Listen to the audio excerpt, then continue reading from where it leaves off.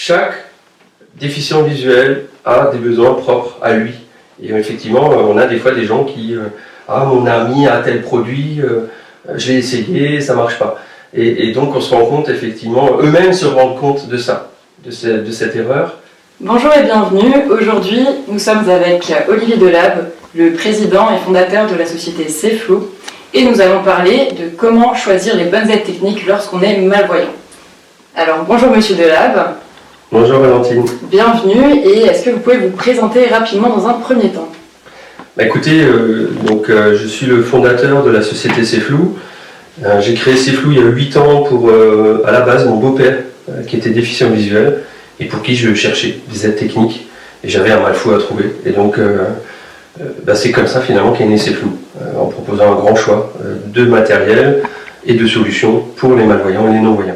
Voilà. D'accord, est-ce que vous pourriez nous présenter CFLOO rapidement également? CFLOO aujourd'hui, c'est quoi? C'est un des plus grands choix en France en fait, de matériel pour les déficients visuels. Et c'est multimarque. On est fabricant, importateur et distributeur. Et du coup, rentrons dans le vif du sujet, qu'est-ce qu'un malvoyant? Alors un malvoyant, c'est une personne qui peut avoir une maladie génétique, et donc qui peut même se déclarer à la naissance ou même pendant l'adolescence par exemple. On a des maladies génétiques oculaires qui apparaissent pendant l'adolescence. On a aussi des malvoyants à qui il arrive un accident de la vie, et donc qui perdent finalement de l'acuité visuelle sur un ou les deux yeux. Et on a aussi beaucoup de personnes qui sont dans l'âge et qui, à partir d'un certain âge, ont des maladies dégénératives, on appelle ça. Et il faut savoir que les malvoyants, en fait, la moyenne d'âge, chez nous, c'est 73 ans. Donc c'est principalement, effectivement, des personnes, on va dire, seniors. Voilà.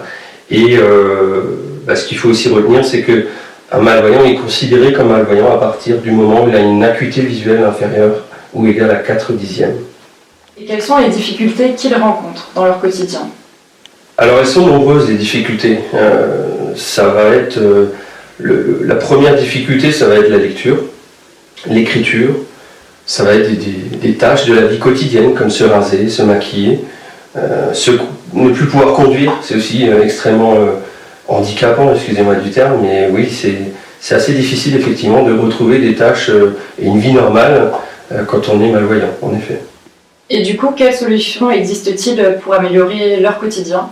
Contrairement à ce qu'on peut penser, il y a énormément de solutions, mais elles ne sont pas connues. Donc, par exemple, le repère temporel, c'est une simple montre parlante, ou son téléphone qui va être vocalisé et qui va nous donner la date, l'heure, des choses comme ça. On a des autres produits comme ça, de santé aussi, du pèse-personne parlant, des tensiomètres parlants, dans le loisir aussi des jeux qui sont adaptés finalement. L'ADN des produits en fait, c'est des produits qui sont tactiles, c'est-à-dire avec du relief, qui sont à gros caractère, qui sont grossissants, comme des loupes par exemple, les loupes optiques, les loupes électroniques, les téléagrandisseurs, ou qui sont parlants. Et du parlant, on peut aller jusqu'à une machine à lire, c'est un appareil qui va vous lire un document à partir d'une simple photo, qui va vous lire vocalement le texte. Même en visant devant un panneau dans la rue, on peut maintenant aujourd'hui avoir une machine à lire qui va lire des textes qui est sur le panneau par exemple. Et donc finalement, comment choisir la bonne aide technique? La grande question, comment choisir les aides techniques? La difficulté en fait, c'est que les gens choisissent parfois un peu trop vite en fait les aides techniques, sans forcément avoir la réflexion globale quelles sont mes difficultés, quel est mon projet de vie, qu'est-ce que je veux changer. Donc c'est effectivement pas simple. On a des gens qui nous contactent, même les petits-enfants ou les enfants des personnes malvoyantes qui nous contactent pour avoir ce produit en particulier. Donc ça effectivement c'est une erreur courante. Et notre métier aussi en tant que professionnel, c'est de recadrer le débat et de vraiment recentrer sur le besoin de la personne déficiente visuelle pour trouver les bonnes aides techniques par rapport à la problématique qu'on a identifiée. Après, ce qui est important aussi, c'est effectivement de savoir qu'il y a beaucoup de professionnels de santé qui gravitent finalement autour des déficients visuels Ils ne sont pas assez connus, malheureusement, mais je pense à des orthoptistes spécialisés dans la déficience visuelle. On appelle aussi ça des spécialistes basse vision. Et on a aussi des ergothérapeutes, des instructeurs en locomotion. On a aussi des AVGistes qui vont améliorer finalement le quotidien des personnes avec des petites astuces toutes simples. Et donc c'est beaucoup de professionnels qui gravitent autour et qui est aussi bon de consulter pour être bien orienté. Et dans tout le processus d'équipement de l'usager. Et du coup, pour les professionnels de santé qui nous regardent, pourquoi préconiser CFLOO? La question est vaste, parce que la première raison pour laquelle on existe, c'est parce qu'effectivement les aides techniques sont complexes à trouver. Et la raison pour laquelle j'ai créé CFLOO et que j'ai bouleversé finalement un peu le marché en France, c'est parce qu'on a finalement le plus grand choix en France de solutions. Donc, pourquoi choisir CFLOO? C'est effectivement justement parce qu'on a ce grand choix. Donc plus on a de choix, plus on va répondre finement à des besoins très spécifiques. Pour la lecture, par exemple, il peut y avoir une pléthore de solutions, mais la personne qui veut se maquiller, on va prendre une vision miroir sur le produit. Donc il y a des petites spécificités à chaque fois qui vont faire que forcément, plus on a de choix, mieux on va répondre. Et dans le cas où les malvoyants ne sont pas accompagnés par des professionnels de la déficience visuelle? Alors on a effectivement beaucoup de zones blanches en France et du coup on est amené à faire un peu leur métier. Donc notre rôle justement dans ce cas-là, c'est de faire le métier aussi bien que possible. Et donc on s'attarde à faire vraiment des études de besoin très poussées pour chaque cas. C'est-à-dire que il n'y a pas... on ne va pas commander en ligne comme ça en fait, et puis après vous êtes libre. Quelqu'un qui achète chez nous en ligne, on va le rappeler pour s'assurer vraiment que le choix est le bon. Et effectivement, une grande partie des cas, dans une grande partie des cas, il y a une erreur et on n'est pas du tout dans le produit qui aurait été préconisé. Et donc, pour ça, il faut faire des études de besoin. Alors on les fait effectivement à distance, on est capable de les faire par téléphone, mais ces études de besoin peuvent durer 3/4 d'heure, 1 heure. Parce qu'on va étudier finalement les pathologies de la personne. Dans pathologie, on va parler de l'acuité visuelle, on va parler du champ visuel. Est-ce qu'il y a une vision périphérique ou est-ce qu'il y a une vision tubulaire? Il y a des gens qui voient, c'est comme si vous regardez à travers le trou d'une serrure. On appelle ça la vision tubulaire. Et il y a plein de choses aussi. Il y a des pathologies connexes qui arrivent et qui vont avoir un impact. Cette pathologie va avoir un impact sur le choix technique. Exemple, par exemple, une douleur lombaire, quelqu'un qui a des douleurs lombaires ou des douleurs au niveau des cervicales, on va lui déconseiller une loupe électronique s'il n'y a pas la nécessité d'avoir cette mobilité. Pourquoi? Parce qu'on va avoir cette tête vers l'avant. Et donc, finalement, chaque problématique, on va dire de santé, va avoir des impacts sur les techniques choisies. C'est pour ça que le choix, il n'est pas mathématique. Chaque cas est différent. Et du coup, comment pouvez-vous préconiser des aides techniques adaptées à distance finalement? C'est comme je vous le disais tout à l'heure, c'est-à-dire qu'on va regarder la pathologie, les problèmes de santé qu'il y a, mais surtout le projet de vie. Et le projet de vie peut être vraiment très différent d'une personne à l'autre. Il y en a qui vont avoir un besoin de lecture seule, il y en a qui vont avoir besoin d'écriture pour les mots croisés, remplir des formulaires. Le besoin de communication aussi, que ce soit avec de l'informatique ou avec de la téléphonie, et de loisirs par exemple, pour s'occuper, pour passer le temps, surtout en cette période un peu de confinement, c'est pas simple. Et donc notre rôle justement c'est ça, c'est d'étudier l'ensemble des besoins, mais d'être méthodologique, et de ne pas vous équiper. Si j'ai un conseil à donner finalement aux gens, c'est ça, c'est de ne pas s'équiper tout de suite d'un coup sur l'ensemble des solutions qui existent. Il faut faire les choses méthodiquement. On a des solutions qui sont effectivement très polyvalentes, qui couvrent plusieurs besoins en même temps. On peut avoir un produit qui va répondre à la lecture et à l'écriture, mais de rajouter encore de la téléphonie et tout en même temps, ça va être compliqué. Un téléphone, pour l'écriture, ça ne va pas être adapté. Ou pour la vision de loin, lire un panneau dans la rue, ça ne sera pas forcément adapté. Donc voilà, chaque aide technique va répondre à différents besoins. Voilà.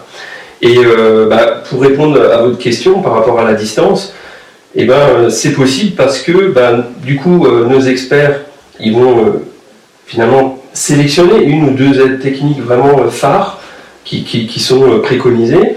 Bien sûr, l'usager va nous aider dans le choix. Malheureusement, des fois, il est aussi financier, donc on essaie de tout faire des compromis.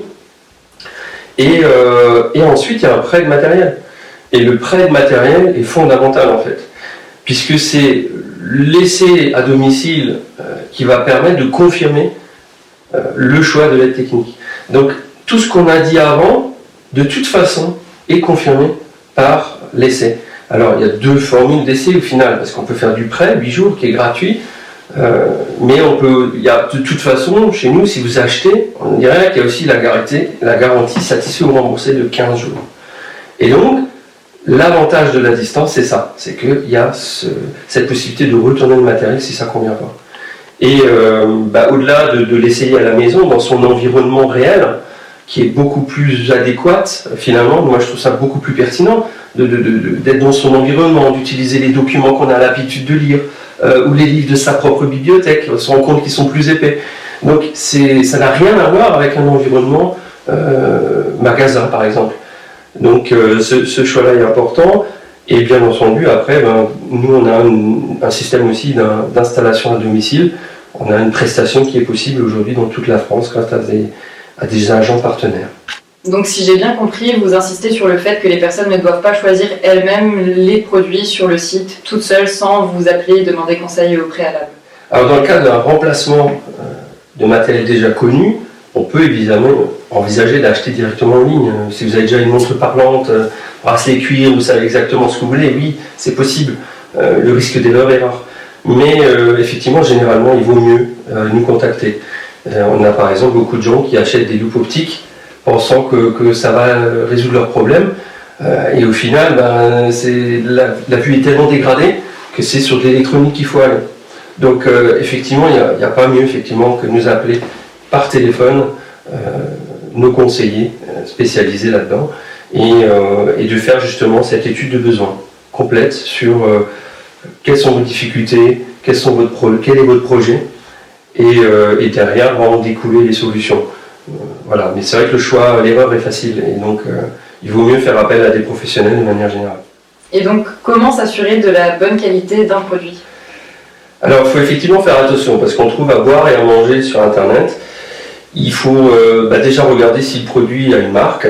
D'avoir une marque, c'est quand même rassurant pour l'utilisateur final. C'est effectivement un gage de qualité parce que finalement c'est engageant pour la marque de mettre son nom sur un produit. Ensuite, il faut faire attention à la qualité sonore pour les produits qui sont parlants. Alors, par exemple sur Ceflou, les produits parlants, on offre la possibilité de pouvoir écouter les sons avant. Ensuite, il faut faire attention aussi au rapport qualité-prix, parce que il y a effectivement, malheureusement, c'est souvent proportionnel. La qualité du produit est proportionnelle à son prix. Et donc, on a des produits qui sont vraiment low cost et qui, malheureusement, ne tiennent pas longtemps. Je pense par exemple à des loupes électroniques dont la batterie va tenir 6 mois. Vous pouvez jeter la loupe électronique.